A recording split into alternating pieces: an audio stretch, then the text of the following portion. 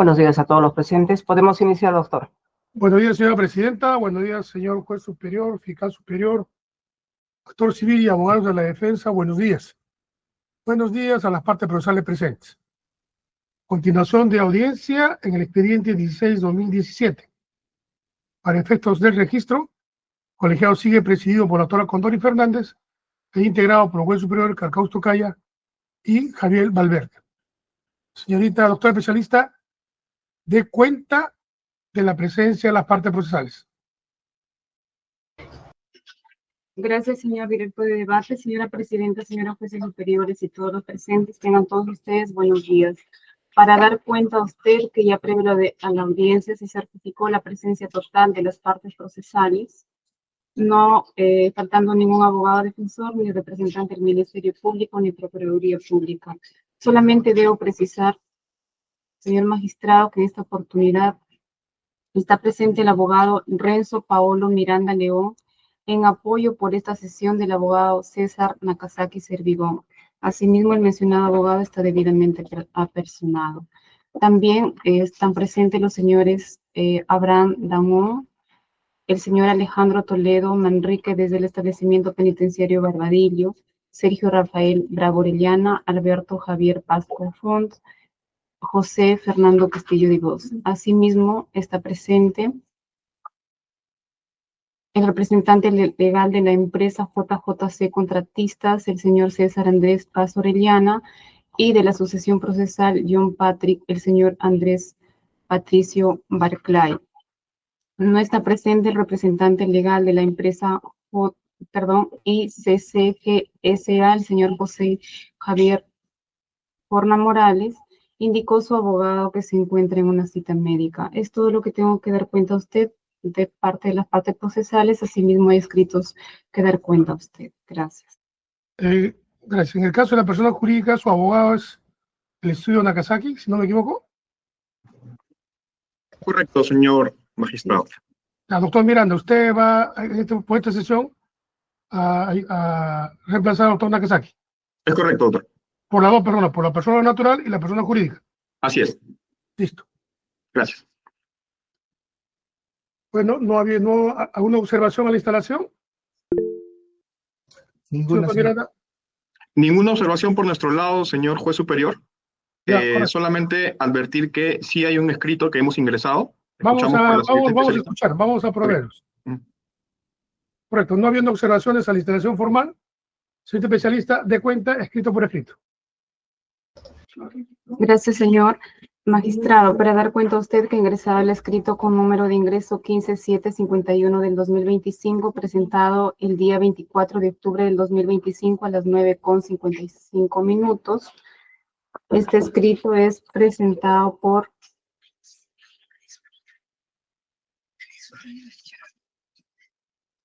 la defensa técnica de Toledo Manrique Alejandro. Como sumilla solicita sirva requerir a la Oficina de Cooperación Judicial el oficio número 136/2025 y sus anexos. Asimismo, se tiene a la vista el escrito con número de ingreso 16026 del 2025, presentado el día de la fecha 30 de octubre del 2025 a las 8:07 minutos.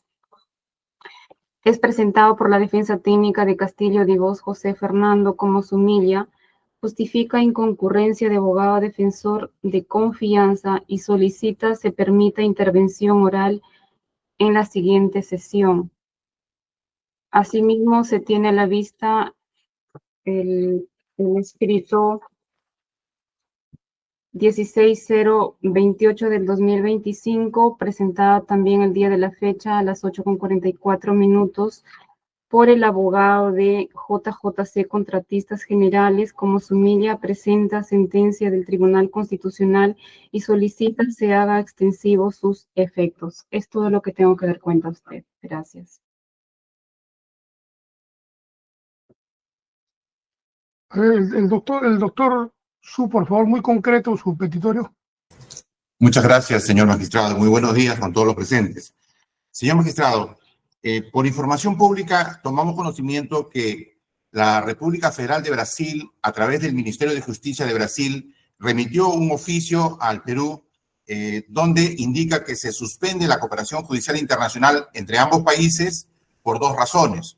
Una de ellas está vinculado a una ley, a una resolución 43007 emitida el 6 de septiembre del año 2023, que declara nula toda la información proveniente del servidor Madway y Drausis, así como todas las declaraciones que se puedan brindar o se hayan brindado respecto a esa información proveniente de esos servidores.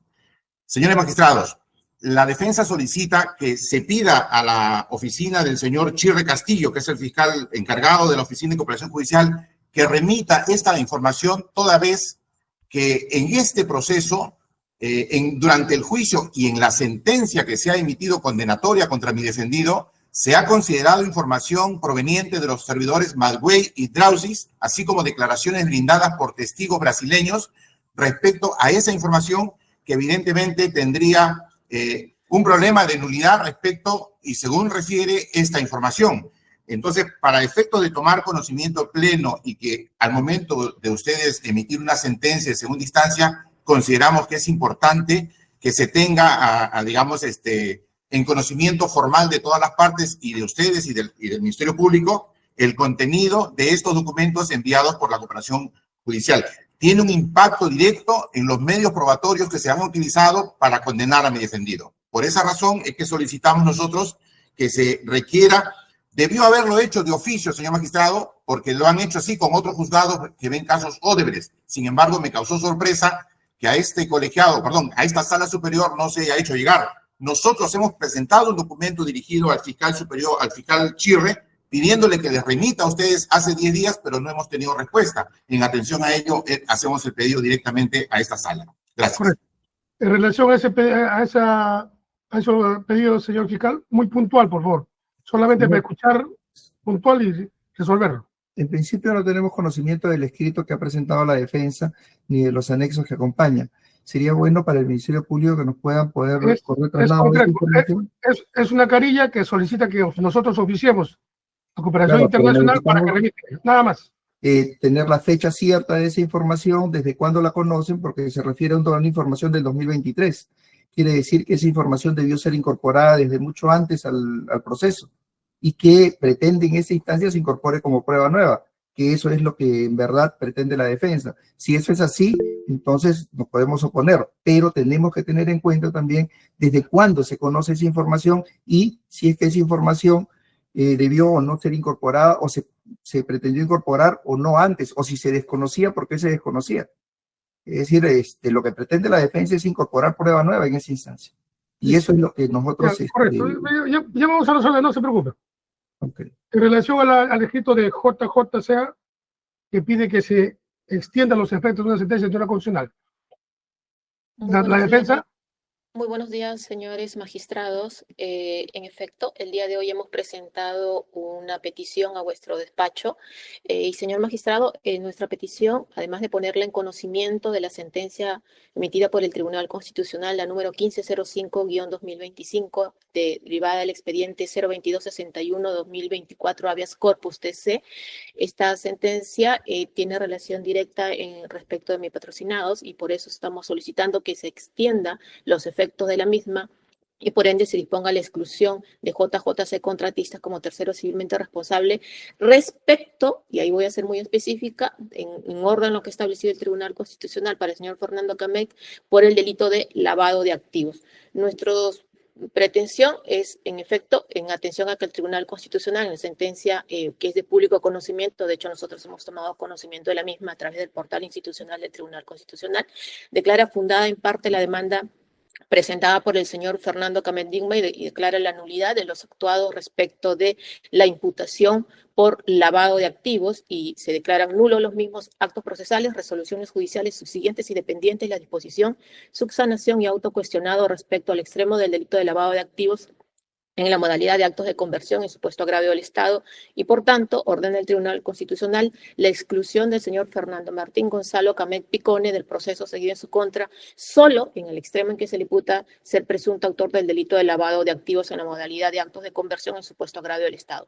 En base a esta sentencia, señor magistrado, en la cual el Tribunal Constitucional establece que esta decisión deriva, si no de otro factor, sino de un trato diferenciado en perjuicio de precisamente el señor Camet Digman y quien, en este caso, las empresas consorciadas que intervinieron. Esta defensa solicita que se haga extensivo en aplicación del artículo 27 del Código Procesal Constitucional, lo establecido por el Tribunal Constitucional, no en otra cuestión, y aquí voy a ser muy puntual, sino porque JJC Contratistas es la empresa que estuvo representado por el señor Fernando Camet Digman, Camet Picone, quien en este caso obviamente ha resultado beneficiario de esta sentencia del Tribunal Constitucional, ordenándose la exclusión de los efectos, en este caso por lavado de activos. En virtud de ello, obviamente, en tanto la empresa se encuentra en una situación jurídica y fáctica idéntica a la del señor Fernando Camet, sabemos que la imputación penal por lavado de activos se formuló exclusivamente a través de su actuación en el referido directivo en su calidad de representante legal, es decir, la empresa fue vinculada al proceso de manera indirecta por la conducta atribuida a su representante. ¿Quién era este? El señor Fernando Camet Picone, quien ha sido excluido por este tipo penal y no por un acto propio, derivado en este caso de JJC Contratistas imputado a su estructura o a sus órganos de dirección. Igualmente, su incorporación como tercero civil derivó únicamente, insisto, de la imputación del señor Camet bajo el supuesto de que la empresa habría obtenido un beneficio económico del presunto delito. Si esta imputación ha sido declarada nula por el Tribunal Constitucional, el efecto entonces es que desaparece de inmediato el fundamento jurídico que sostenía la responsabilidad civil de la compañía en cuanto preciso respecto al tipo penal de lavado de activos. No hay, pues, razón válida para poder mantener el efecto procesal dependiente de un acto que el máximo intérprete, como es el Tribunal Constitucional, ha declarado inconstitucional y carente de base objetiva. Por eso, considerando, señor magistrado, solicitamos la extensión de los efectos de la sentencia, en tanto resulta compatible con el contenido y la finalidad que se dio en el Tribunal Constitucional y, obviamente, insisto, y con eso termino, puntualmente para establecer, desde luego, que la condición de mi patrocinada no obedece sino otra cuestión precisa en que el señor Fernando Camet participó en representación de JJC y obviamente dentro del aspecto señalado para el delito de lavado de activos. Por esas consideraciones, además de poner en conocimiento a vuestro despacho, señor magistrados, solicitamos que conforme al artículo 27 del Código Procesal Constitucional se extiendan los efectos de esta sentencia a la empresa JJC Contratistas Generales, declarando su exclusión del proceso en el extremo del delito de lavado de activos. Eso es todo, señor. Señor fiscal. Señor juez, entendemos que lo que la defensa pretende tiene que ver estrictamente con el objeto civil del proceso, porque así lo ha manifestado. Entonces no tiene que ver con la imputación que tiene que ver con el contumaz hasta el momento Camet, sino más bien con la responsabilidad civil. Entonces, quien debería trasladar o dar respuesta a la pretensión de la defensa es el procurador público o la Procuraduría Pública, no el Ministerio Público. Correcto. Procurador Público. Buenos días, señor magistrado. Buenos días con todos los presentes. Efectivamente, la vinculación o la participación de la empresa JJC está directamente vinculada a la pretensión civil. Sin embargo, hay que recordar que la vinculación o la participación de la empresa como tercero civilmente responsable no ha sido hecha, o esta empresa no ha sido incorporada como tercero civilmente responsable por la vinculación con el señor Camet Picone, sino por la vinculación que estuvo en ese momento tanto con el señor Toledo y los partícipes ejecutivos de la empresa Odebrecht con los hechos en materia de investigación y sentencia posteriormente. La vinculación realizada se hizo por la participación conjunta de la empresa JJC como consorciada de la empresa Odebrecht y por lo tanto, al momento que se incorporó como tercero, la vinculación que se llegó a establecer, y eso está en la resolución que los incorpora como terceros civilmente responsables, no hace alusión a participación alguna del señor Camet Picone como ejecutivo o por el cual se le incorpora a la empresa. Esta incorporación más bien se da por la situación de consorciada de la empresa JJC con la empresa Odebrecht, la empresa Graña y Montero y la empresa ICSA, lideradas en ese momento por la actuación del señor Luis Fernando de Castro Santos, el señor Barata, y el comportamiento del señor Alejandro Toledo, respecto de los cuales sí se ha establecido que puso a disposición la función pública de los intereses de la empresa con la finalidad de capturar el proyecto Interoceánica Sur. Entonces, esta sentencia que hace alusión la abogada o la defensa del señor Camet Picone no podría extenderse respecto de la empresa JJC, por cuanto, como se ha dicho, esta empresa no está incorporada en el proceso y, como se va a explicar en los alegatos correspondientes, no está incorporada al proceso por el comportamiento del señor Camet Picone, sino por otras personas vinculadas al proceso. Muchas gracias. Antes de resolver, doctora Loza, ¿quién es el destinatario de ese habeas corpus que usted señala? El habeas corpus, por lo que hemos tomado conocimiento, señor magistrado, ha sido presentado por el señor Fernando Camet Picone. Sí, pero ¿quién es el Tribunal Constitucional? ¿A quién ordena que cumpla ese mandato? ¿A la sala? Sí. ¿A la No, sala señor ordena? magistrado. No, porque no fue presentado en contra de la sala. Esto ha sido presentado, entiendo, en contra del Ministerio Público y el Poder Judicial en las instancias, deduzco yo, el momento en el cual se presentó Entonces, la misma. porque ahí dispone la exclusión de un tipo penal, sino de la comisión de un tipo penal. Exacto, Pero señor es una magistrado. persona natural, ¿correcto? Exacto, señor magistrado. Listo, ya, eso nomás. Señores, por Gracias, favor, señor. unos minutos voy a consultar con el colegiado a la respuesta. Especialista, número de resolución. La resolución número 124, doctor. Señores, se va a dictar resolución en relación a dos pedidos, ¿ya? En el caso del pedido de la defensa de Castillo y de mero trámite, lo resolveremos en función del desarrollo de la audiencia. Vamos a resolver dos pedidos. Resolución, doctora. Especialista, número de resolución. Doctor, la resolución número 124. Listo. Resolución 124, Lima, 30 de octubre de 2023. Vistos la solicitud presentada por la defensa del doctor Toledo, en el sentido de que se oficia a la Oficina de Cooperación Internacional para que remita actuados sobre la cooperación en relación a las pruebas actuadas en el Estado de Brasil, así como el escrito presentado por la persona jurídica JJ, Sociedad Anónima, con relación a la extensión de la sentencia, a la extensión de los efectos de la sentencia dictada por el Tribunal Constitucional a favor del señor Camet. Considerando, primero, la defensa del doctor Toledo ha presentado en esta instancia un oficio solicitando se oficie a la Oficina de Cooperación Internacional a fin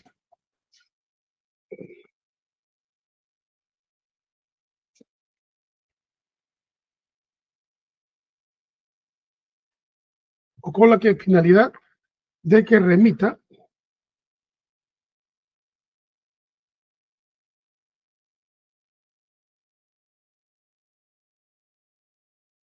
el oficio número 136-2005 y sus anexos. Ocurrido el traslado al señor fiscal, señala que no conoce el contenido de dicho oficio, sin embargo se estaría tratando de ingresar prueba nueva. Segundo, el colegiado, con relación a la petición de la defensa del señor Toledo, es recordarles que en segunda instancia no se produce prueba de ninguna característica. Si bien es cierto, nuestro Código de Reglamento Procesal señala el momento de ofrecer la prueba nueva, esta ya ha vencido. Sin embargo, si la defensa hiciera llegar en su derecho la prueba que considera, este colegiado tendrá la obligación de calificar si admite o no dicha prueba, respetando los principios procesales, por lo que constituye condición sine qua non para poder admitir o no que la defensa haga llegar parte de estos actuados. Segundo, con relación a la petición de la defensa de la empresa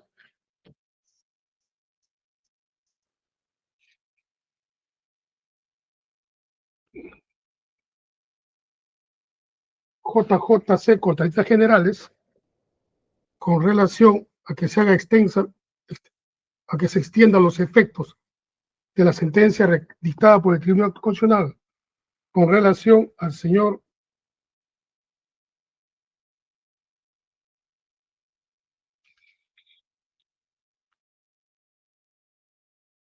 Martín Gonzalo Camet Picona, corrió de traslado al señor fiscal y luego al abogado de la Procuraduría señala que el señalamiento del tercero civil responsable no se está vinculado al señor Camet, sino a otros hechos, y es por ello que no debe, es por ello que debe discutirse en la reparación civil.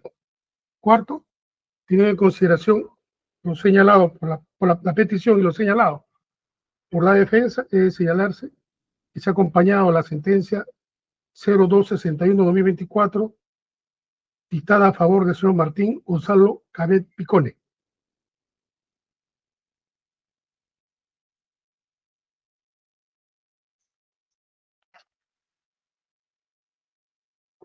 Camet Picone, el mismo que declara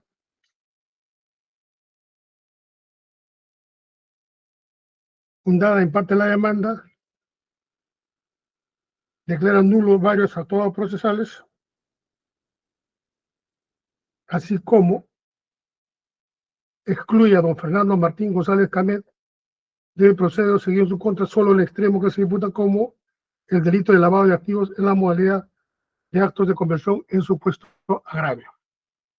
La defensa señala que la empresa tiene relación directa con dicha persona y que solamente solicita se extienda los efectos en dicho extremo. Frente a ello, el argumento, como ha señalado ya el actor civil, es necesario que parte de este colegiado señalar que la sentencia de habeas corpus está relacionado estrictamente a una persona natural y sus efectos tiene un mandamiento de la exclusión de un delito concreto, y en tal sentido tendría un destinatario quien debe cumplir con la exclusión de dicho tipo penal. Es más, en relación a la reparación civil, si bien es cierto, puede tener vinculación, sin embargo, ello requiere un debate porque la reparación civil señalada en esta instancia o en la apelación engloba a varias personas jurídicas, así como vincula a varios hechos delictivos. En tal sentido, sobre la aplicación de los efectos o no de dicha sentencia de habeas corpus, se pronunciará en la decisión final de este colegiado. ¿Correcto? Pues, señores, por estos fundamentos, el colegiado considera, en primera instancia,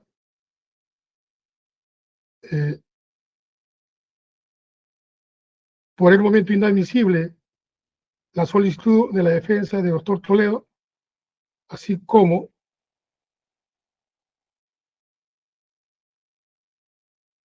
inadmisible la solicitud de la persona jurídica JJJ Sociedad Anónima. Dictado, señor juez superiores, Condori Fernández, Carlos Tocaya, Javier Valverde. Esa es la decisión. Señores abogados, a su conocimiento. Señor magistrado, voy a deducir la nulidad de la resolución que usted ha dado lectura. Si me permite fundamentar, por favor. Ya, adelante. Ya. Es cierto que esta resolución no es recurrible, pero sin embargo existe un remedio procesal que es el recurso o la nulidad que se está deduciendo al amparo del artículo 150 del Código Procesal Penal. Señor magistrado, la razón por la que no se ampara el pedido planteado por esta defensa, según lo que usted ha señalado, es porque en segunda instancia no se produce prueba de ninguna característica. En realidad, eso no lo entendemos. Es cierto que la norma procesal penal no establece prueba de oficio en segunda instancia.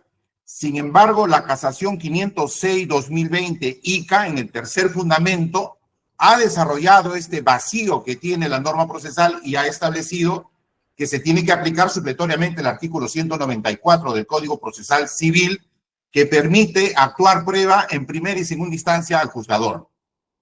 Entonces, existe ya una interpretación de la Corte Suprema respecto a que los jueces de oficio sí pueden ordenar pruebas, ¿no? O pruebas. Segundo, señor juez, nosotros consideramos que hay un agravio irreparable porque la solución no es que nos digan obténgala usted y preséntela y valoraremos como prueba nueva. Cuando se trata de un documento que ha llegado al Estado peruano a través del Ministerio Público, que ha sido presentado en copia simple al escrito presentado por esta defensa, con los anexos y las traducciones, donde aparece, señor juez, donde aparece que Brasil le dice al Perú, tú no estás cumpliendo con esta resolución 43007 y tú me has informado con un oficio, y José Domingo Pérez ha hecho un informe diciendo que en el Perú no ha aplicado, lo ha dicho en un informe que está en esos documentos el 14 de julio del año 2025 y le ha dicho, en el Perú hemos cumplido con la resolución 43007 del juez Toffoli y no hemos utilizado pruebas del servidor Marwey, Drausis, ni ninguna declaración al respecto. Señores magistrados, en el fundamento o numeral 1.22 de la sentencia condenatoria se hace referencia a la información, a las actas, a los documentos que han llegado del servidor, a las declaraciones de Jorge Enrique Se Mueve Barata sobre información del servidor. Entonces, la defensa dice, ¿cómo es que lo presento como una prueba nueva cuando es el Estado peruano el que tiene la obligación y la Fiscalía por transparencia? El señor Chirro tenía el deber de enviar de oficio a ustedes porque le están diciendo la cooperación judicial del Perú con Brasil se suspende porque ustedes no cumplen en un extremo con esta resolución. Entonces, sí nos causa un agravio irreparable porque la prueba nueva como tal, señor juez, tendría que ser presentada y nos tendrán que exigir cuándo tomaron conocimiento. El oficio, señor juez, el oficio 136, que es el que se pide, tiene fecha 19 de septiembre del año 2025. Y nos hemos enterado porque en Justicia TV pasa el juicio de la señora Susana Villarán y en esa audiencia se dio lectura y se supo del contenido de este documento, que ha sido en los primeros días de octubre. Entonces, señor juez, sí pues nos causa un agravio, una lesividad y hay una trascendencia porque como prueba nueva podría ser o no admitida, lo que significa que se convalidaría una sentencia en los extremos que utiliza una prueba declarada nula por el país de Brasil. Y yo creo que sobre eso deberíamos de pronunciarlo. No conocemos el contenido exacto, señor juez, de esa resolución 4307.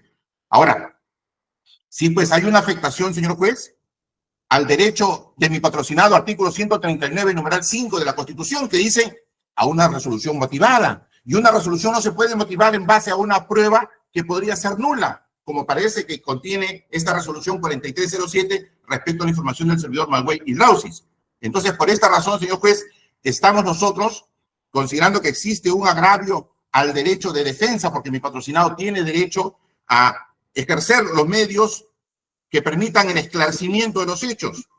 Y evidentemente, si usted hubiese resuelto, si la sala hubiese resuelto por un tema de pertinencia, no tendría sentido deducir una nulidad. Pero lo estoy deduciendo porque no es un tema de pertinencia, sino usted me está diciendo, primero, no se puede actuar prueba en segunda instancia, dice, de ninguna característica. Y le digo que existe una casación que interprete ese vacío y que en todo caso no se estaría cumpliendo con el artículo 194 del Código Procesal Civil que se aplica supletoriamente a los demás códigos. En consecuencia, señor juez, consideramos que se debe declarar fundada la nulidad deducida y se debe de emitir una nueva decisión que autorice que se solicite al fiscal Chirre que remita la información llegada de Brasil, porque Alejandro Toledo no puede ser condenado con pruebas nulas, señor juez. Gracias. Señor fiscal superior. Sí, señor magistrado. Parece que no se ha entendido la decisión del colegiado. El colegiado no está negando la incorporación en este momento de lo que está proponiendo la defensa. Lo que ha ordenado el colegiado es que ellos por su cuenta recaben la información, luego la proporcionen y en ese momento se evaluará si es que cumple o no con los presupuestos para ser incorporado en segunda instancia.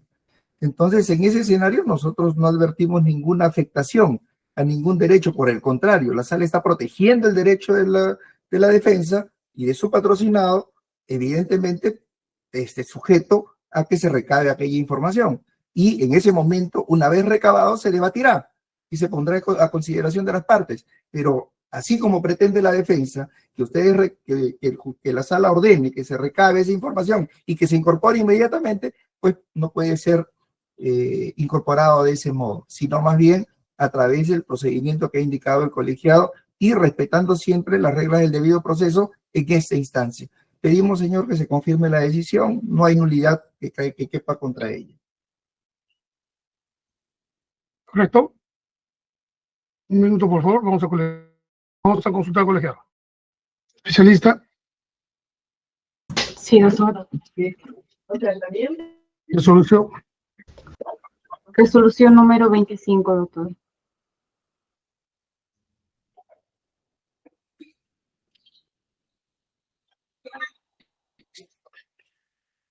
Antes de resolver, doctor Su, ¿usted acompañó a su escrito documentales? Sí, señor magistrado. Acompañé el oficio 136, 3 resoluciones de Brasil, la 110, la 112, la 03, la 095 y la traducción. Pero esas son copias simples que se han obtenido, señor juez. Correcto. No, ya, no, dígame, ¿usted lo ha mandado escaneado o lo ha mandado en Drive? No, señor juez, ha ido escaneado.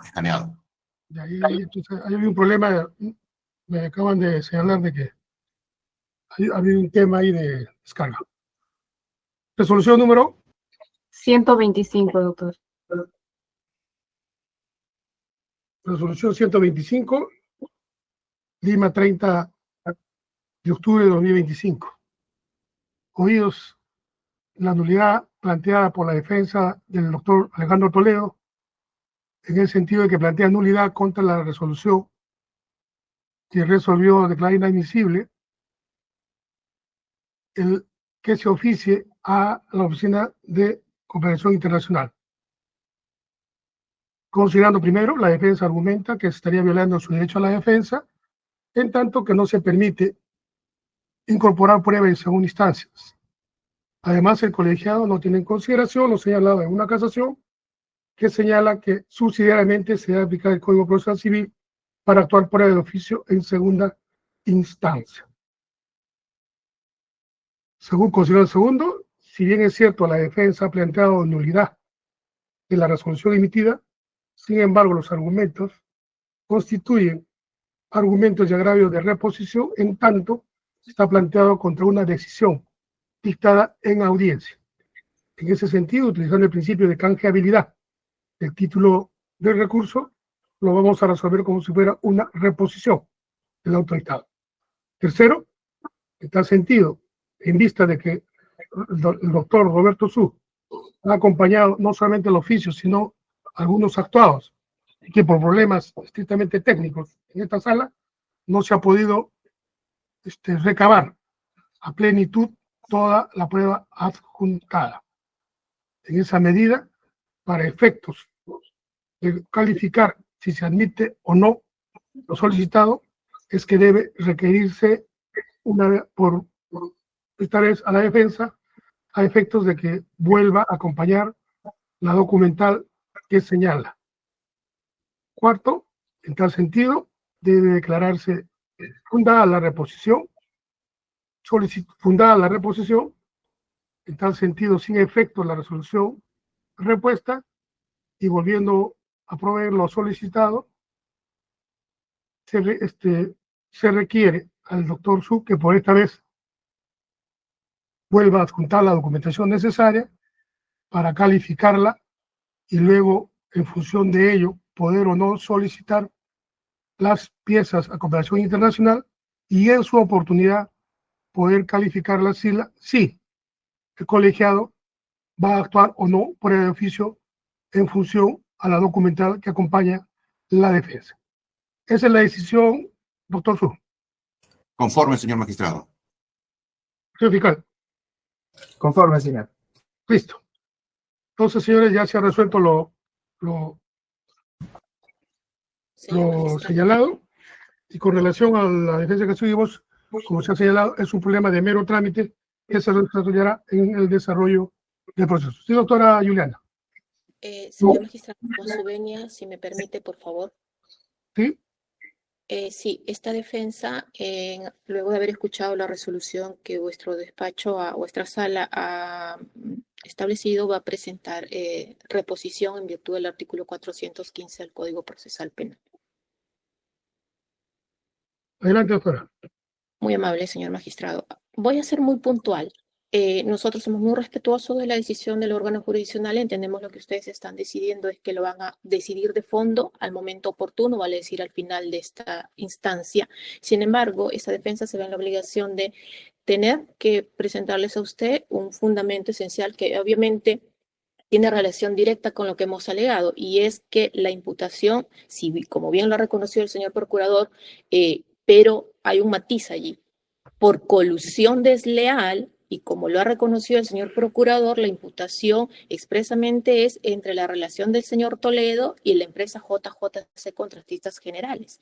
No obstante, señores magistrados, para abordar el delito de lavado de activos, la resolución cambia de premisa y la construye sobre una relación distinta al señalar el vínculo relevante entre no el señor Toledo y el señor JJC, sino entre Fernando Camet Picone y JJC. Y eso lo encontramos en la sentencia, señor magistrado, en la página 130 de la sentencia.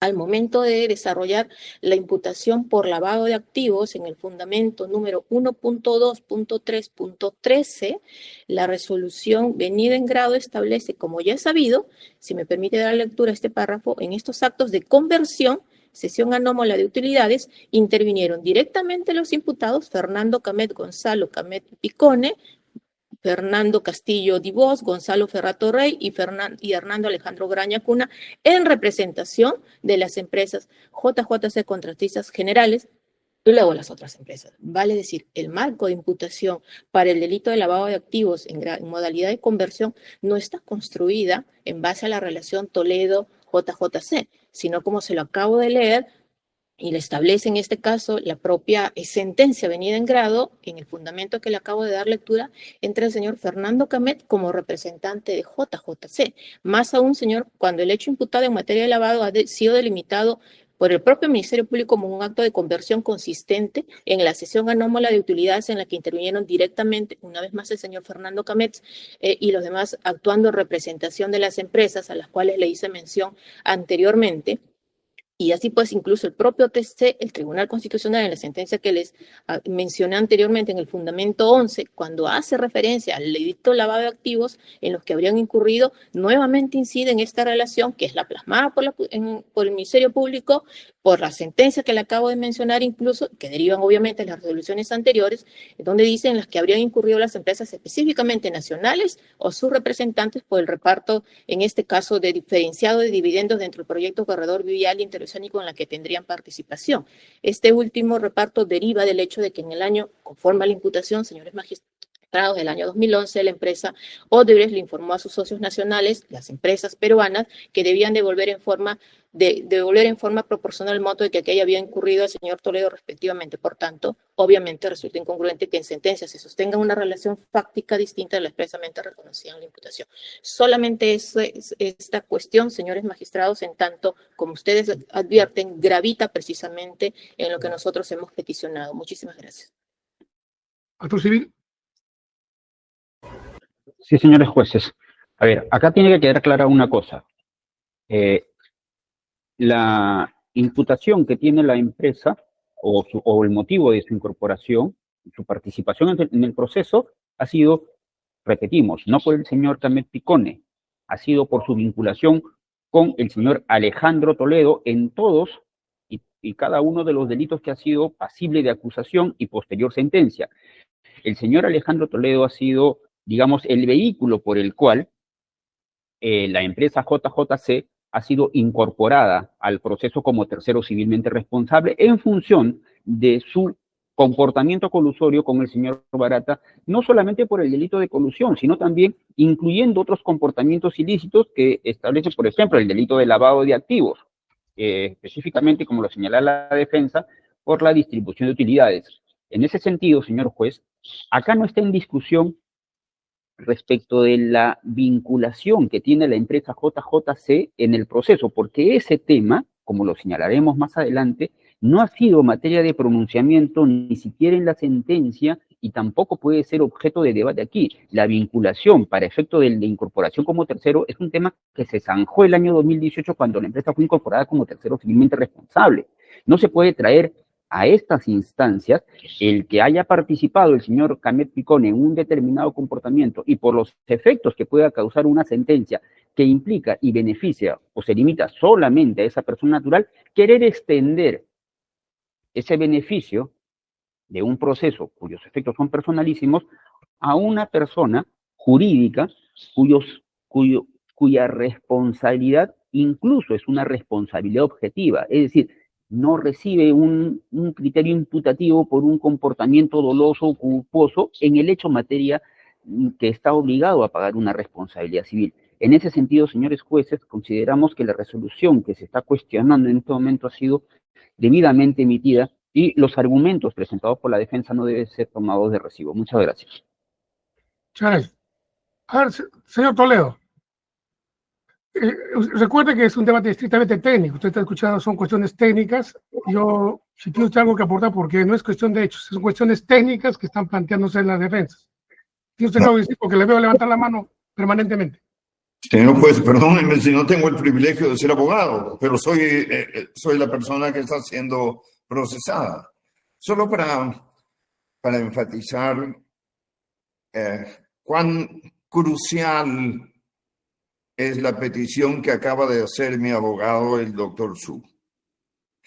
La información a la cual estamos haciendo referencia ha llegado a la Fiscalía de la Nación antes que me inicien un proceso de juicio en primera instancia.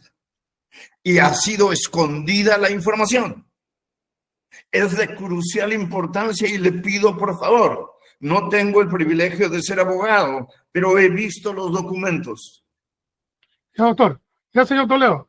Su Gracias. abogado le va a explicar la decisión del colegiado. Creo que el doctor ya va a mostrar conformidad con lo que hemos tomado la decisión y le daremos la respuesta. ¿Ya? El colegiado va a consultar el pedido de la doctora Juliana. Juliana, levanta la mano. Solamente un minuto, solamente le ruego un minuto si me permite, por favor. Adelante, Solamente para que vuestro despacho lo tenga en cuenta antes de resolver y respetaremos su decisión, obviamente. Al señor Toledo, tanto no tiene esta relación para el tipo de lavado porque el hecho imputado, y eso está en la página 152 de la sentencia, para el señor Toledo está referido a un factor totalmente distinto al de JJC. Eso ustedes lo pueden revisar allí. Al señor Toledo se le imputa lavado, pero por otros hechos, eso no lo está mencionando la Procuraduría. Y estos hechos están referidos a supuestos actos de receptación de 35 millones de dólares. Y esos hechos por lavados no tienen relación alguna con en este caso, con JJC contratista. Solamente esa consideración para que ustedes lo puedan atender, por favor. ¿Algo que agregar, rector civil? Sí, señor juez. La empresa JJC ha sido incorporada al proceso repetimos, por su vinculación, por los hechos o el comportamiento del señor Toledo en todos los actos de lavado que ha realizado y su responsabilidad civil es una responsabilidad objetiva. No tiene una necesaria, primero, vinculación con el señor Camet Picone en los hechos que se le investiga y mucho menos un criterio de imputación directo por una responsabilidad que haya cometido por un acto específico, por una parte específica de los hechos que se han investigado. Solamente eso es todo. Gracias. Muchas gracias. Un minuto, por favor. Especialista en resolución. Resolución número 126, doctor. Resolución 126, Lima, 30 de octubre de 2025. Oído la reposición interpuesta por la defensa de la empresa jurídica JJC Contratistas Generales S.A. Considerando, la defensa señala de que plantea el recurso de reposición en el sentido, señalando que la extensión del habeas corpus a favor de Picone debe favorecer a la empresa patrocinada, argumentando que los supuestos de hecho están vinculados necesariamente a una relación entre lo que se imputó al señor Picone y al tercero civil responsable. En contraposición, el actor civil señala que no solamente constituye una relación con el señor Raúl Picone, sino también con la conducta del señor Alejandro Toledo. Y es por ello que ha sido incorporado como tercero civil responsable. Segundo, el recurso de oposición es un recurso horizontal que señala un agravio producido al dictarse una resolución en esta instancia que debe ser objeto de revisión de la misma. Cuarto, el colegiado superior señala de que lo planteado por la doctora Loza en su derecho y lo argumentado por el actor civil son temas que tienen que ver con el fondo del asunto, es decir, si existe o no existe fundamentación estimable con relación a la reparación civil en cuanto al cuánto y a la responsabilidad de las personas naturales o jurídicas que deben cumplir con la misma. Quinto, la extensión que plantea la defensa, si bien es cierto, es posible, sin embargo, debe entenderse de que existe una sentencia a favor de una persona jurídica con relación al delito de lavado de activos. Si bien es cierto, tanto el hecho antijurídico puede convertirse en injusto penal, también el hecho antijurídico puede ser un hecho que cause daño. En esta instancia y por este momento no es posible de entrar a debatir sobre el fondo que constituye el objeto de la apelación. Y como tiene señalado, todo pronunciamiento con relación a la extensión de decisiones constitucionales, extrapenales o cualquier otra petición que surge en el transcurso del debate en función a variación normativa o existencia de pronunciamientos judiciales serán resueltos conforme a la oportunidad procesal que lo permita. Y en este caso, volviendo a señalar, este caso que se discute el problema de reparación civil será resuelto junto con el pedido de la señora fiscal, de la doctora Ábalos, si es que el caso lo amerita, en la sentencia final. En consecuencia, infundado la reposición planteada por la defensa de la empresa JJC Sociedad Anónima. Esa es la resolución dictada por los jueces superiores Condori Fernández, Carlos Tucaya y Javier Valverde. Señores, siendo indimpugnable, vamos a continuar. El estado de la causa, señor, es la posición del Ministerio Público en relación a las impugnaciones planteadas y alegadas en esta instancia.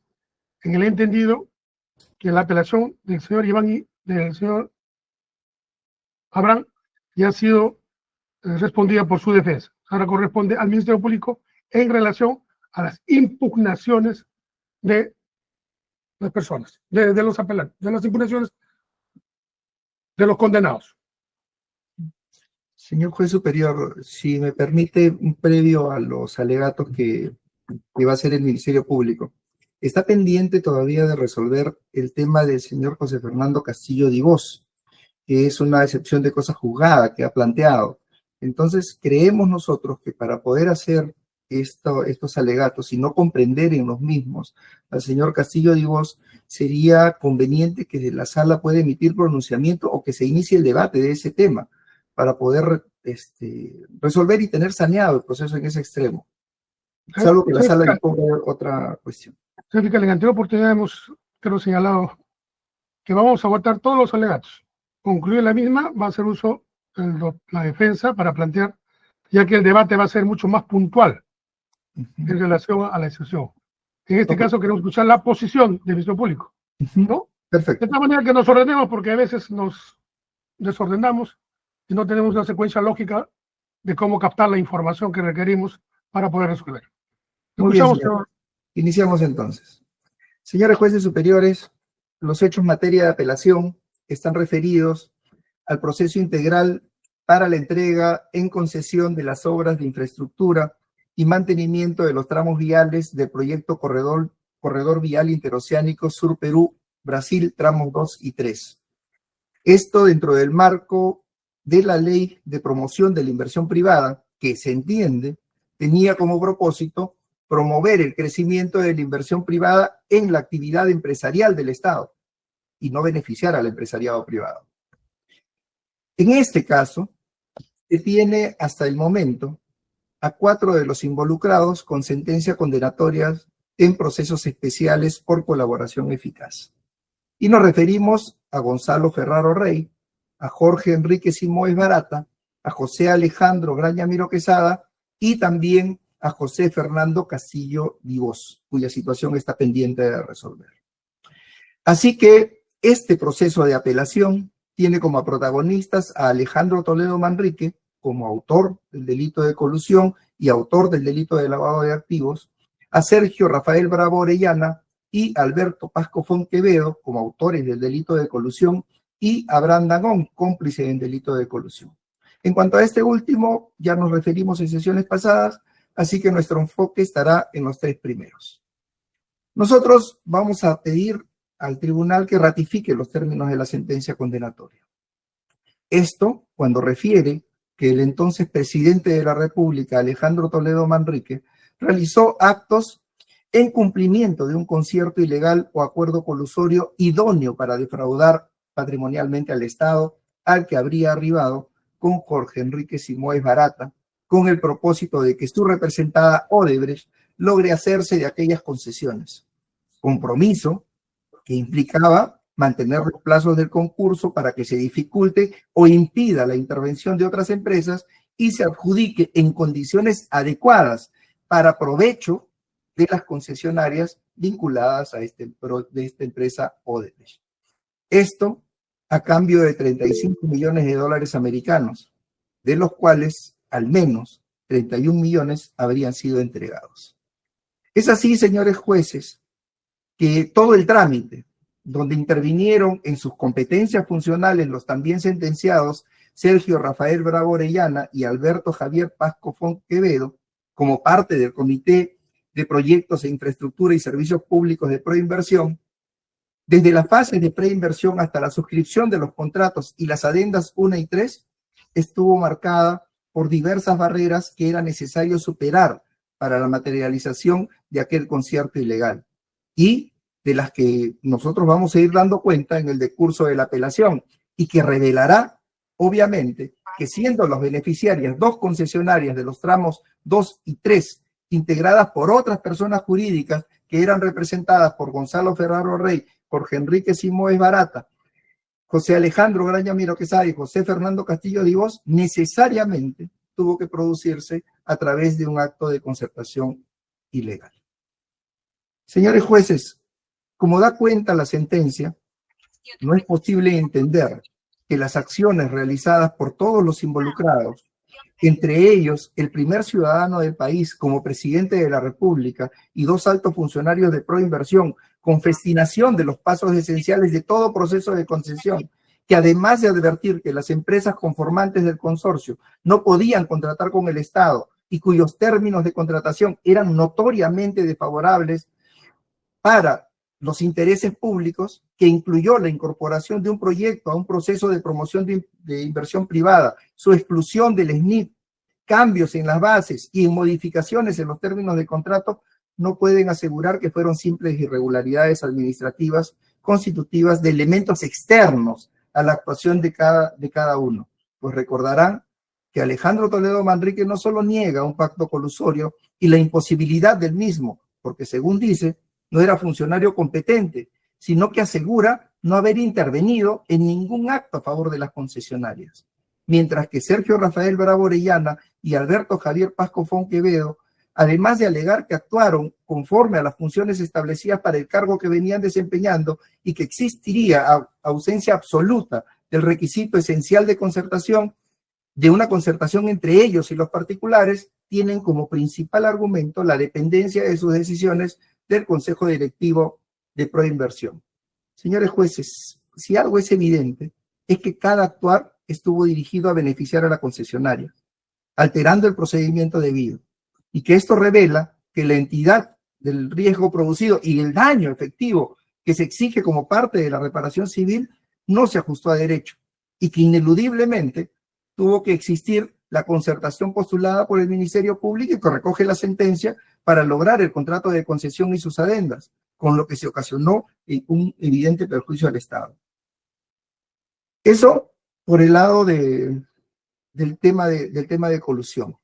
Por otro lado, señores jueces superiores, por el delito de lavado de activos, el sentenciado Alejandro Toledo Manrique, identificado con el codinome Oriente, no tendrá cómo justificar el incremento de su patrimonio por más de 30 millones de dólares americanos, por medio de operaciones anómalas con el auxilio de su amigo, el sentenciado Joseph Maiman Rapaport, testigo directo, quien ha descrito y documentado la solicitud que le hizo el expresidente para captar dinero ilícito de las empresas offshore de Odebrecht, así como la simulación de contratos con Odebrecht para que sus empresas offshore reciban dinero, que luego recolectó y transfirió bajo las modalidades ensombrecidas de conversión y transferencia. Señores jueces, no pretendo aburrirlos con un discurso largo sobre el tema. El debate durante el transcurso del proceso, de este proceso de apelación va a ser, entiendo, largo. Y sobre ello vamos a debatir e incorporar la información que sea necesaria y que está contenida en la sentencia que da cuenta de la responsabilidad penal de las personas que han sido sentenciadas en este caso.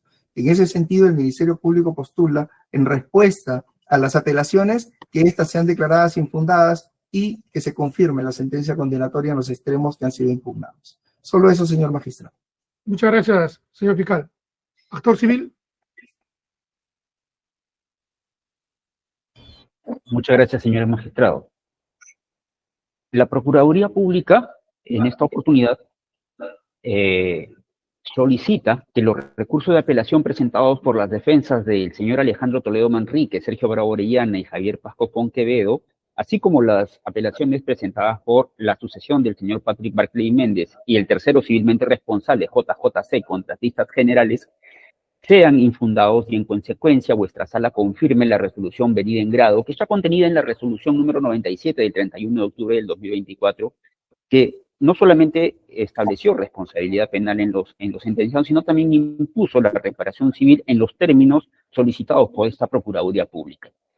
Durante este juicio, señores jueces, durante este juicio de apelación, ustedes van a corroborar la participación de los miembros del Comité de Proinversión, el señor Bravo Orellana, el señor Pascopón Quevedo, y de quien en vida fue el señor Barclay Méndez, para la concreción del pacto colusorio acordado entre el expresidente de la República, el señor Alejandro Toledo, y el superintendente de la empresa Odebrecht, Jorge Barata, para que las empresas que él representaba obtuviesen la buena pro a través del concurso que se ha desarrollado, primero, en el menor tiempo posible, para que se limiten las competencias y que la adjudicación sea dada en condiciones adecuadas para la ejecución del proyecto en su beneficio, lo que ha sido probado durante el juicio oral y se encuentra largamente expuesto en la sentencia que es materia de impugnación.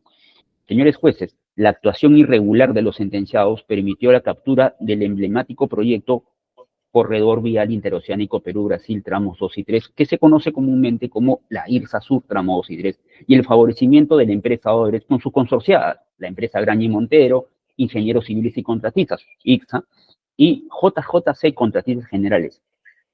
Y como nota importante, señores jueces, es de resaltar que las tres primeras de las empresas mencionadas cuentan ya con un acuerdo de colaboración eficaz que incluye el pago de las reparaciones civiles a favor del Estado por haber justamente reconocido actos de corrupción en este proyecto, y solo la empresa JJC, en su condición de tercero civilmente responsable, es la única que continúa litigando y cuestiona la sentencia que es objeto de impugnación, que desarrollaremos más en breve, y que pretendiendo, igual que los funcionarios públicos sentenciados, evadir una responsabilidad civil que les corresponde por los daños causados al Estado derivado de los graves actos de corrupción que han cometido.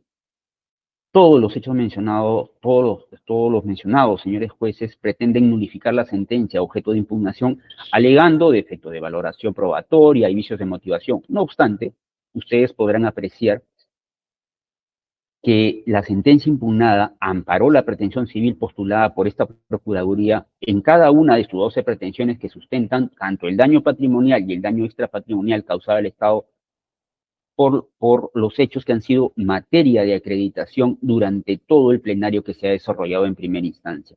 Podrán apreciar que en el acápite referido a la reparación civil se citan las pretensiones específicas formuladas por la Procuraduría, detalladas con sus montos, la razón, el daño a la que se refiere, tanto en el proyecto IRSA Sur tramo 2 como en el tramo 3. También se aprecia que en el último párrafo de la página 1166 se señala que cada una de nuestras pretensiones está sustentada en la prueba pericial que ha sido tanto ofrecida por el Ministerio Público y sobre todo por la prueba ofrecida por esta Procuraduría. Ahora bien, el detalle de los daños revelados por las pericias durante el juicio oral figura expuesto en la sentencia a partir del acápite 1.7.4 de las pruebas periciales y declaraciones de peritos a partir de la página 575 y específicamente las pericias de parte de la Procuraduría a partir de la página primero 666, que está referido al informe técnico pericial de parte 1-2020 del perito Luis Fernando Ruiz Lecaros, vinculados a la séptima pretensión, el informe pericial de parte 2-2020, referido a nuestra primera y segunda pretensión, que pueden apreciarlo en la página 678 de la sentencia, el informe técnico pericial 3-2020, en la página 687 vinculado a la tercera, cuarta, quinta y sexta pretensión, el informe técnico 4-2020 en la página 691 vinculado a la octava pretensión,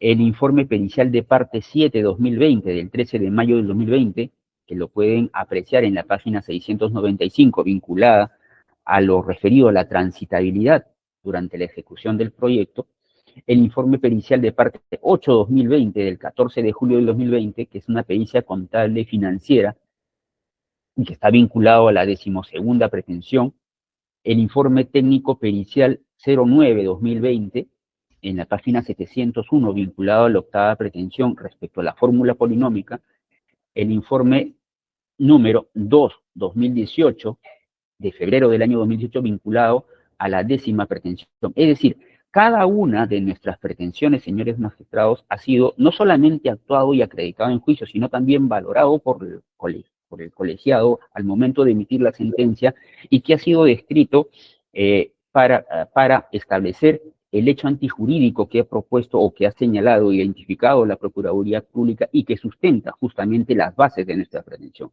Además, la sentencia ha desarrollado ampliamente la intervención de los acusados en los hechos y ha dado por probadas las conductas, lo que figura a partir de la página 926.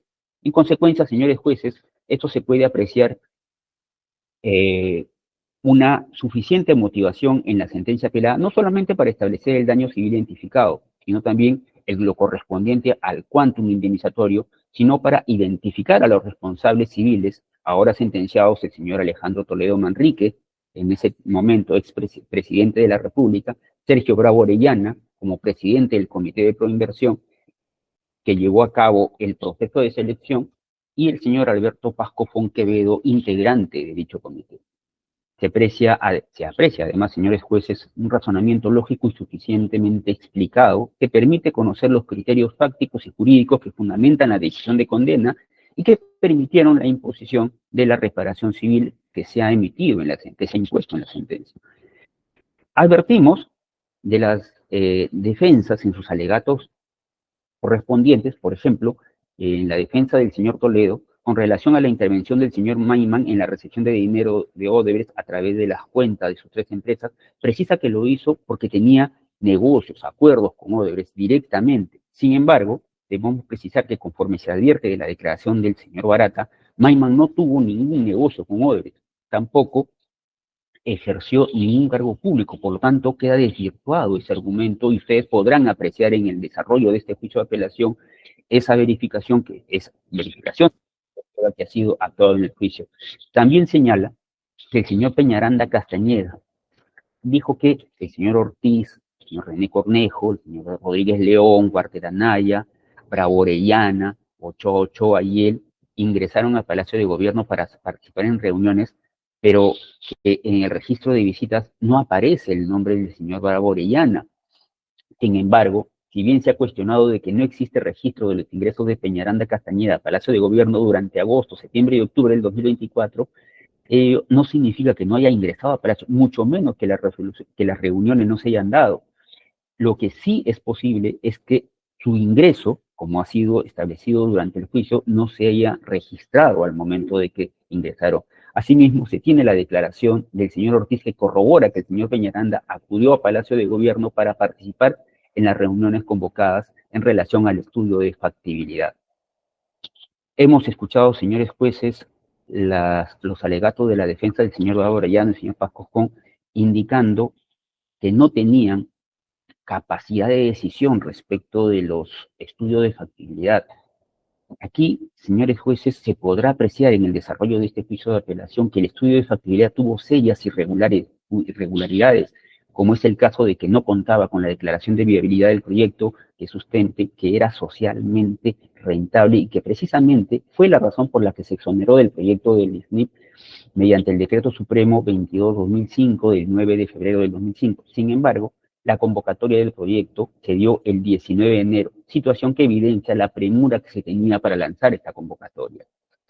Señalan las defensas que el comité sería un órgano intermedio, sin poder de decisión, pero podremos ver que el comité está integrado por profesionales con alta especialidad técnica, amplia experiencia, y la opinión que emitían era de las más importantes, porque precisamente debido a su experiencia, debido a sus conocimientos, como lo han señalado las defensas al inicio de este juicio, eran personas con amplia capacidad en la gestión pública, con amplios estudios desarrollados que les permitieron conocer cuáles eran las implicancias y sus funciones dentro del comité para los efectos del desarrollo de este proyecto. Indicaron que no hay forma en que ellos puedan coludirse por omisión. Castigar la mera omisión de un deber como un delito de colusión implicaría infringir el artículo 13 del Código Penal, que exige que la omisión del garante se corresponda con la realización del delito. Ello, señores jueces, quedará desvirtuado a lo largo de este juicio oral, debido a que en principio debemos señalar que los hechos que se atribuyen al señor Bravo Orellana implican una acción, como la prevista en la página 1042 de la sentencia, y que han sido desarrolladas taxativamente. Por ejemplo, el haber intervenido en la aprobación del estudio de factibilidad con la finalidad de que los plazos de licitación de la concesión se reduzcan, actos relacionados al cumplimiento del acuerdo ilícito.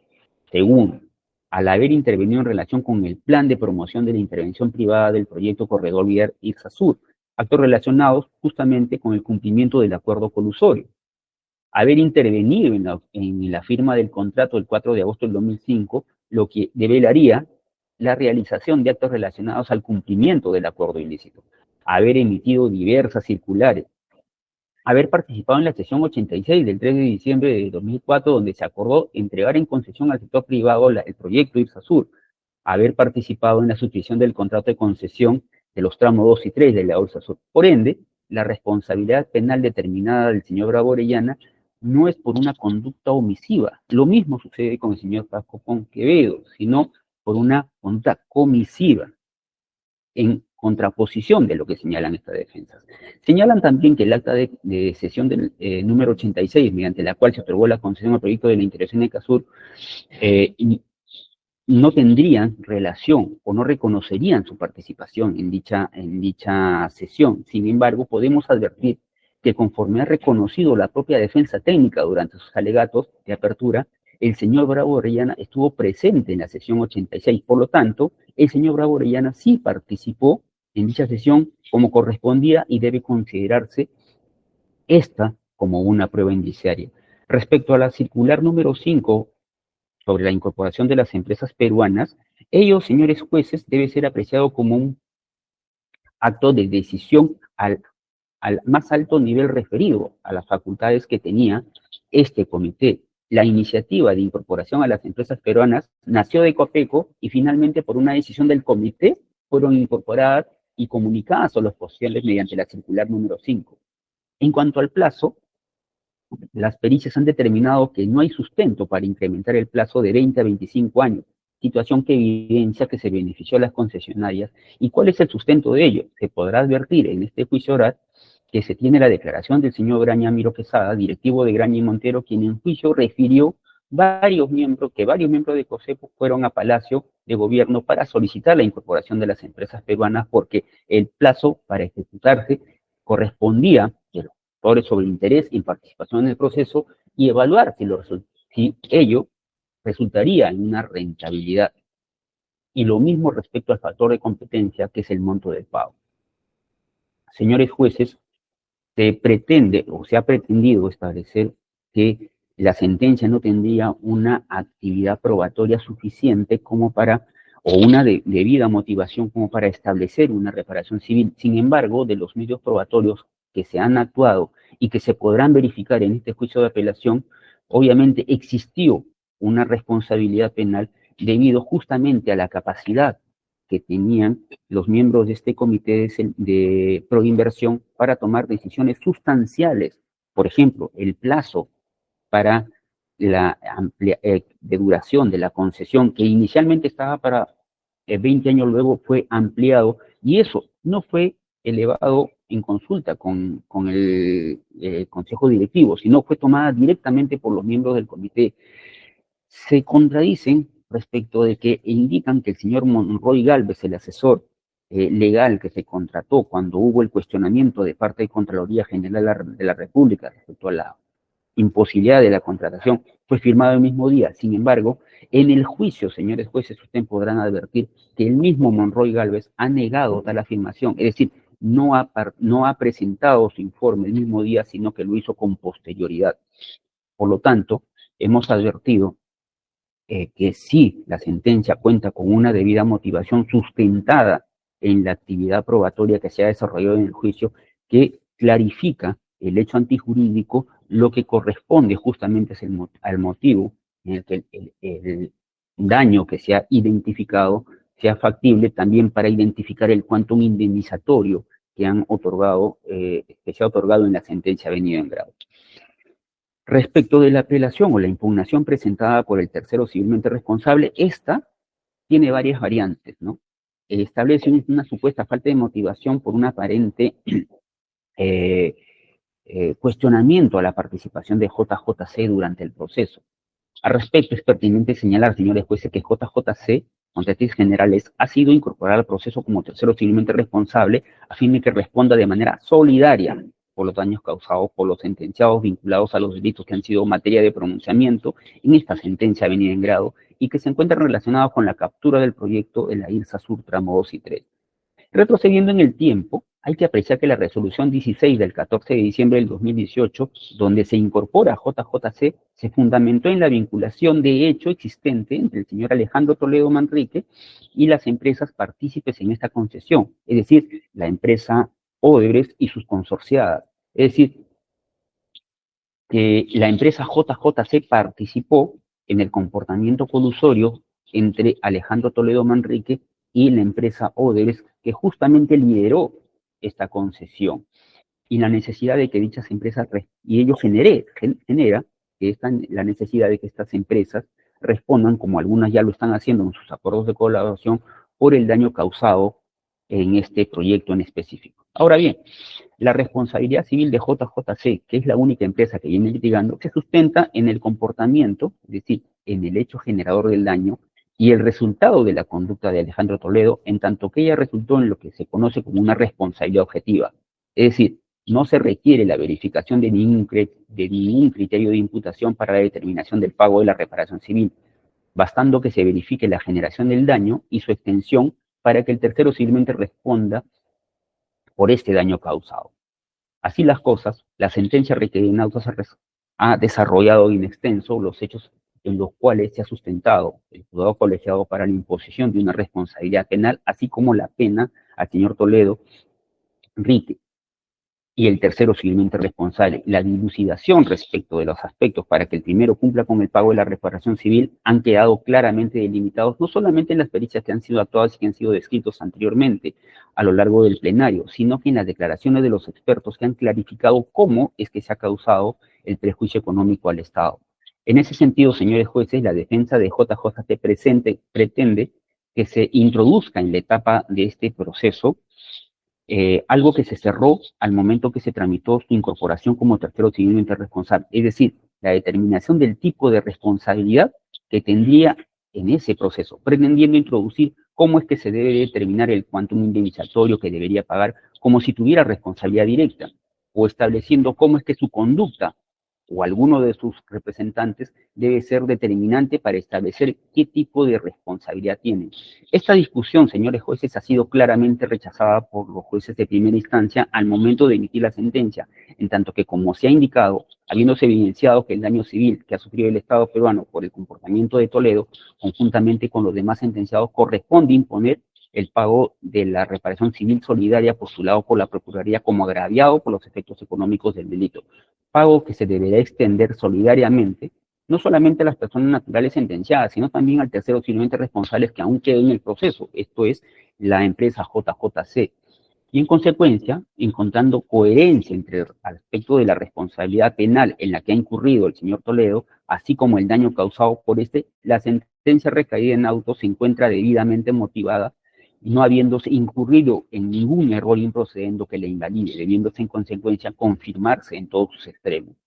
Por otro lado, señala la empresa que habría una supuesta falta de motivación en el pedido realizado también por la Procuraduría Pública. Y al respecto es necesario advertir que los jueces de primera instancia sí han hecho un desarrollo del detalle de los hechos, así como los medios probatorios que han decantado finalmente en la necesidad de amparar la pretensión civil de la Procuraduría.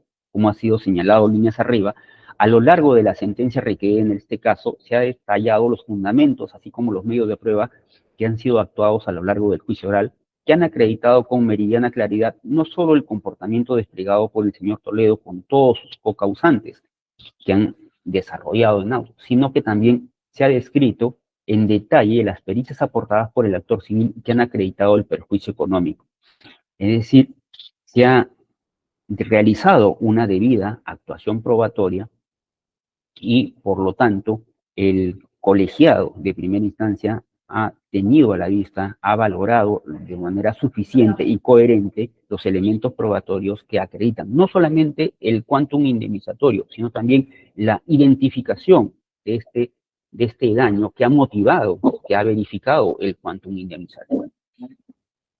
También advertimos que en este espacio, y que ha sido señalado anteriormente durante la intervención de la defensa, que pretende introducir, repetimos, una discusión que ya ha sido cerrada el año 2018, cuando la empresa fue incorporada como tercero civilmente responsable.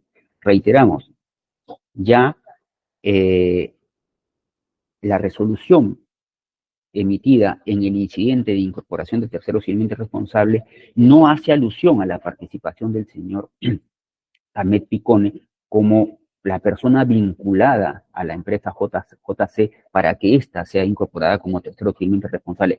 Esa vinculación ha sido descrita como una vinculación de hecho entre el señor Alejandro Toledo Manrique, quien, como hemos dicho, puso a disposición de la empresa Odres la función pública que él desarrollaba, con un pacto colusorio para que, por intermedio de los miembros del Comité de Proinversión, puedan esta empresa Odres pueda capturar el proyecto.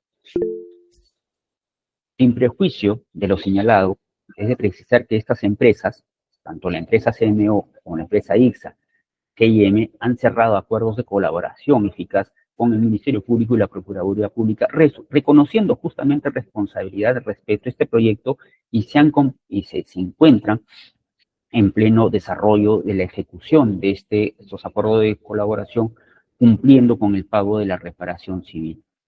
Por lo que esta sala debe tener en consideración esta situación respecto a los hechos que han sido objeto de apelación. Por otro lado, estas impugnaciones están íntimamente vinculadas con la responsabilidad vicaria que podría tener el señor, o que tiene el señor Toledo con la empresa JC.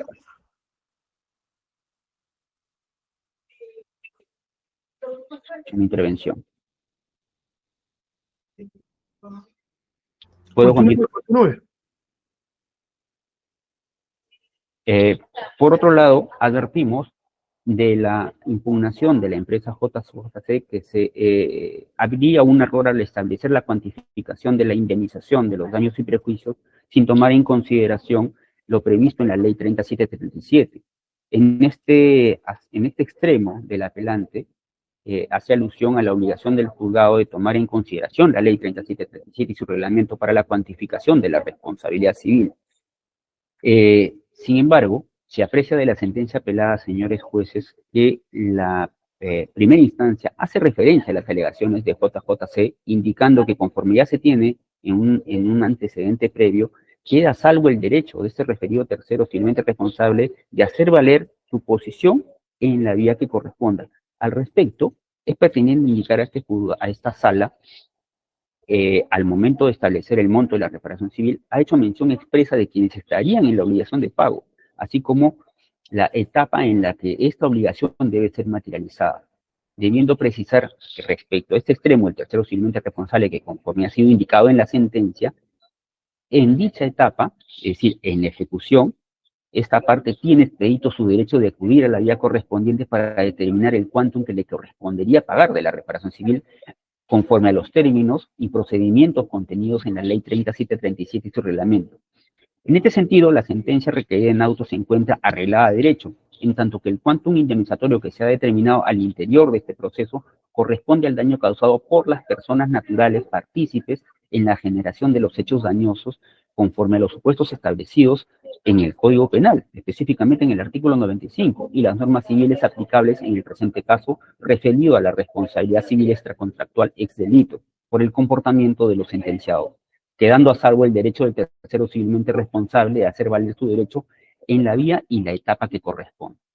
El fideicomiso que ha sido, digamos, sustentado no solamente en esta etapa, sino en la etapa previa, sirve para garantizar el pago de la reparación civil, pero no tiene injerencia en la decisión del juzgado para establecer cuál es el quantum indemnizatorio que debería pagar. Hay que recordar, señores jueces, que la Ley 3737 y los procedimientos que establecen esa vía administrativa para establecer el quantum se rigen específicamente por fórmulas matemáticas que establecen factores distintos a, a los establecidos en la sentencia que ha sido apelada. Sin embargo, la participación de la empresa JJC en este proceso ha sido como tercero civilmente responsable y por lo tanto las normas aplicables, y así también ha sido establecido en la Ley 3737, como se puede advertir en su segunda disposición complementaria final, el quantum indemnizatorio que debería establecerse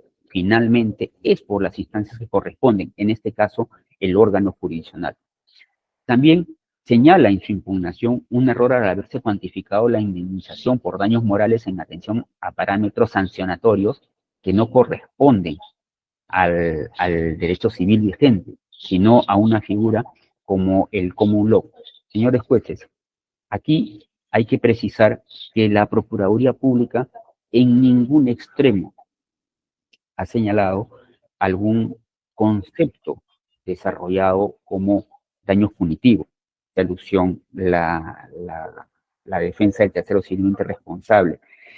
La Procuraduría Pública establece una función que debe tener la responsabilidad civil y que ha sido entendido así por el colegiado al momento de emitir la sentencia, ya que la propia casación 189-2019 Lima Norte establece dentro de las funciones que cumple la responsabilidad civil una función sancionadora, por cuanto si bien la función resarcitoria, que es propia del daño patrimonial, cumple la función de resarcir, es decir, ubicar al dañado en la misma posición que tenía al momento de producirse el daño, para efecto de los daños morales, no se puede tener en consideración una visión respecto del dañado, sino esta visión de las funciones preventivas y sancionatorias deben estar en función de los deberes que debe de cumplir el agente dañador, es decir, las personas responsables del pago de la indemnización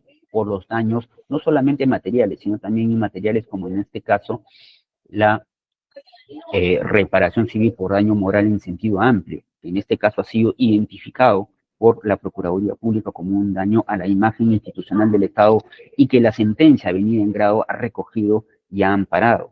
Por lo tanto, los fundamentos por los cuales la Procuraduría Pública ha expuesto el daño moral han sido recogidos por cuanto su fundamentación se condice no solamente con la doctrina desarrollada en lo que respecta a la responsabilidad civil, sino también por la jurisprudencia recaída en este aspecto y que ha sido también desarrollada a lo largo del juicio oral, inclusive en los debates desarrollados con los expertos técnicos que han traído la empresa JJC durante el juicio oral.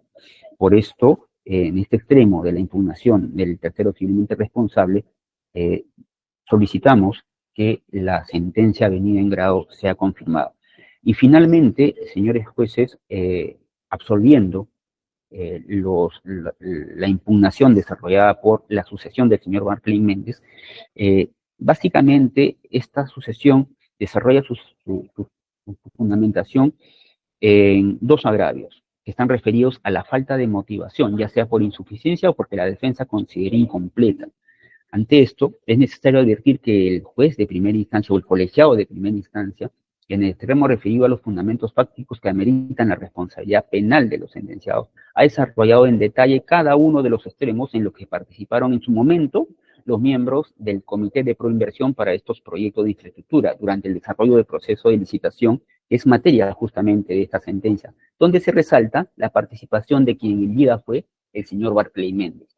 Así, cuando el colegiado hace alusión a la sucesión de Barclay Méndez, no puede dejarse pasar por alto que el desarrollo del comportamiento de los integrantes del Comité de Proinversión, es decir, de los sentenciados Vasco Fonquevedo y Bravo Orellana, que estos comportamientos fueron en coautoría o coparticipación con el extinto Barclay Méndez, quienes en el ejercicio del cargo al interior de la entidad que representaban, promovían y facilitaron las condiciones para que se beneficie con la captura y la ejecución del proyecto Irsasur tramo 2 y 3 a las empresas vinculadas a Odebrecht y sus consorciadas. Como se ha señalado a lo largo de la sentencia recaída en este proceso, se ha detallado los fundamentos, así como los medios de prueba actuados a lo largo del juicio oral, que han acreditado con meridiana claridad no solo el comportamiento desplegado por Toledo y las personas que han sido sentenciadas con él, sino también se ha descrito en detalle las pericias aportadas por el actor civil y que han acreditado el prejuicio económico que ha sufrido el Estado en este específico caso. Con relación a los informes periciales que ofreció la Procuraduría, estos han sido materia de actuación, como ya he descrito anteriormente. Sobre este sentido, la sentencia ha señalado de manera correcta que estos medios de prueba, en especial las pericias actuadas en este proceso, han acreditado el daño sufrido al Estado y por lo tanto corresponde imponer a los acusados y al tercero civilmente responsable, incluido la sucesión del señor Barclay Méndez, el pago solidario de la reparación civil postulada por la Procuraduría. Otro de los agravios, o absolviendo otro de los agravios, se observa que la defensa pretende retrotraer la causa a un estadio que ha precluido, en tanto que alega que formalmente no se habría establecido su legitimidad pasiva para participar en este proceso. A este respecto, señores magistrados, la defensa incurre en error al pretender que en esta etapa del proceso y cuando se ha emitido la sentencia se vuelva a discutir los requisitos contenidos en el artículo 100 del Código Procesal Penal referidos a la incorporación del actor civil al proceso penal para que se determine si la sucesión de Barclay Méndez tiene legitimidad pasiva, conforme ha sido desarrollado durante la etapa intermedia. Si bien es cierto que al momento de postular la pretensión civil no se habría incluido la sucesión de Barclay Méndez, hay que tener en consideración, señores jueces, que el trámite de incorporación de esa sucesión se dio por cuerda separada en el incidente de acusación, conforme ha sido reconocido por los apelantes, emitiéndose en su oportunidad la resolución número 4 del 21 de septiembre del 2022 en el incidente 199 de este caso, la misma que goza ya de una autoridad de cosa juzgada. Así, al momento de desarrollarse la etapa intermedia, habiéndose determinado que correspondía reemplazar al extinto Barclay Méndez como sujeto procesal debido a su fallecimiento, es que se regulariza dicha situación durante las observaciones formales, quedando claramente definido la legitimidad pasiva de dicha sucesión para ejercer la defensa de su derecho conforme corresponde y conforme lo ha desarrollado a lo largo de todo el juicio oral. En ese sentido, no resulta de recibo lo alegado por esta sucesión apelante al pretender que se retrotraiga la causa a un estadio anterior superado ya en demasía. También, respecto a su cuarto y su quinto agravio, los mismos están vinculados a la naturaleza de la figura de la asociación procesal en este proceso penal y la forma como es que ejerce su defensa dentro de este proceso. Respecto a ello, en lo referido a la acreditación del pacto colusorio, hay que recordar que al momento del fallecimiento del causante se habría extinguido la sucesión, la acción penal quedando vigente debido a su autonomía, la pretensión civil, conforme ha sido indicado correctamente por el ACU que emitió la sentencia. En atención a ello, es que la defensa de Barclay Méndez ha tenido la oportunidad de ejercer todo su derecho de defensa, como efectivamente ha pasado en el juicio durante la etapa intermedia y el juicio oral, donde se ha podido observar que esta defensa ha desplegado su participación cuestionando en todo momento la pretensión civil. En ese sentido, como consecuencia de haberse desarrollado la actividad probatoria del comportamiento dañoso de los integrantes del Comité Especial de Proinversión, generándose lo que se conoce como una cocausalidad en la generación del daño, es que el colegiado se ha decantado por establecer que, habiendo participado el distinto investigado Barclay Méndez en dichos comportamientos, corresponde a la sucesión asumir el pago de la reparación civil que ello ha generado, de lo que tiene como basamento las disposiciones contenidas en el artículo 108, numeral 1 del Código Procesal Civil, que regula que al fallecer un sujeto procesal, este es reemplazado por sus herederos, quienes asumirán la posición procesal incluido en la ejecución de la sentencia, como en este caso, este sujeto procesal ha sido reemplazado desde la etapa intermedia. Asimismo, cuando el artículo 660 del Código Civil hace referencia al efecto que se produce por el fallecimiento de una persona, uno de los efectos es la transmisión justamente de las obligaciones que había dejado pendiente el causante, como la obligación de reparar el daño, tal como ha señalado el artículo 1218 del Código Civil. En ese sentido, pretender eximir de responsabilidad solo por el hecho de que se haya extinguido la responsabilidad penal carece de todo sustento jurídico y fáctico, por lo que en este extremo de la apelación también deberá ser desestimado. En ese sentido, como se podrá advertir, señores jueces, se trata de una sentencia con un suficiente análisis probatorio y jurídico en la que se han analizado los aspectos centrales trascendentales del objeto de debate, que en este caso es el objeto civil, que ha analizado pruebas esenciales y decisivas, y que se advierte que no se haya incorporado, como alega la defensa, razonamientos impertinentes sobre los puntos materia de implementación o de descargo.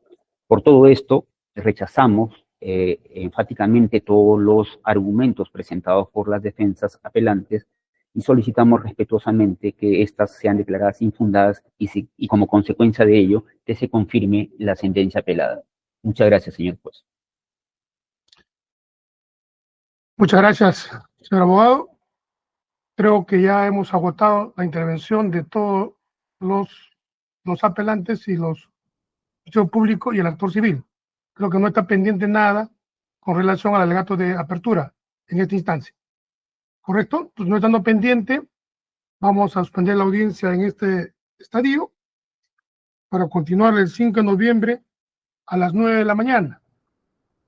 Iniciamos con la defensa técnica el doctor Nakazaki, que ha planteado un medio de defensa técnica.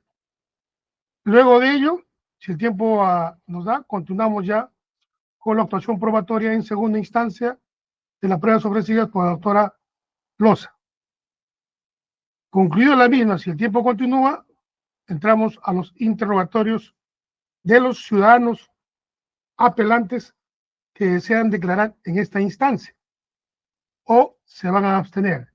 En esa medida, los señores abogados deberán consultar con sus patrocinados para ver si van a declarar en esta instancia o se van a abstener, de tal manera que pueden ordenar nuestra agenda del grado de participación.